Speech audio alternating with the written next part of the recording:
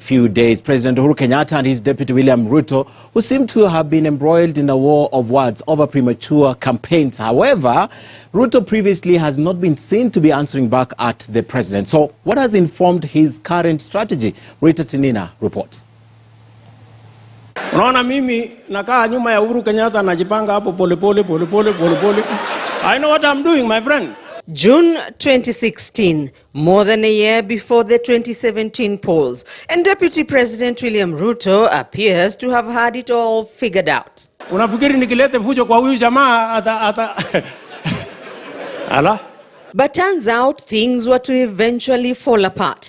And for a man who enjoys security of tenure, Ruto is ideally joined at the hip with President Uhuru Kenyatta.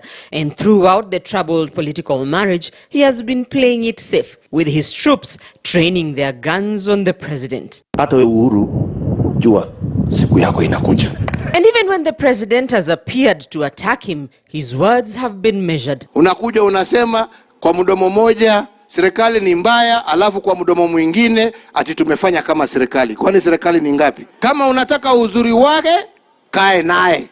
Kama unataja ubaya wake, toka uache wale wengine waendelee. And I will continue to work as Deputy President of the Republic of Kenya because that is my place in the Constitution. But Monday's sentiments by Kenyatta in Mombasa have rubbed the Deputy President the wrong way. Mambo ya kuongea maneno matuputupu huko hakuna kitu unafanya.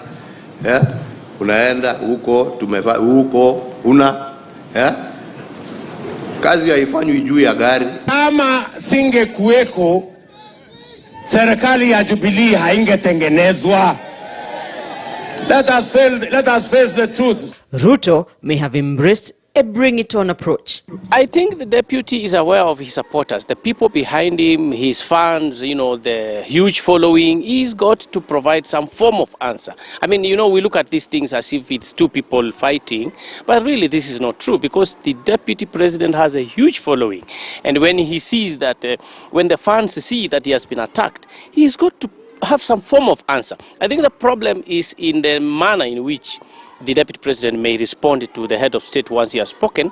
I think that's where the issue would be. The deputy president has been campaigning for his bottom-up hustler approach and is now out to portray ODM leader Raila Odinga as Kenyatta's project. If the deputy president succeeds in making people feel that Raila Odinga is a project, then he would have made a big win, and I think a lot of people will actually, start supporting the deputy president and not Raila Odinga. But he cannot in the least succeed in doing that because Raila Odinga, before Uhuru Kenyatta came into politics, Raila Odinga was there. Raila Odinga, before Musalia Mudavadi came to politics, Raila Odinga was there, and before the deputy president himself. So I think it will only convince a small fraction of people who I'm sure the deputy president knows he targets to ensure that he probably pulls from Raila's corner.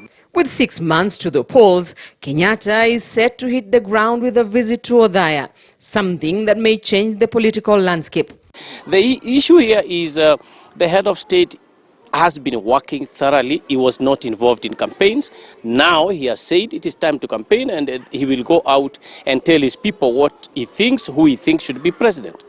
But William Ruto, on the other hand, knows what that means. So I think these are big politicians and very smart politicians for that matter. The once dynamic duo of Kenyatta and Ruto have been pulling in different directions. And with a lot at stake ahead of the polls, the country may be treated to more political drama. Rita Tinina, KTN News. Well, it's about 20 minutes past the top of the hour. When we come back, we take you to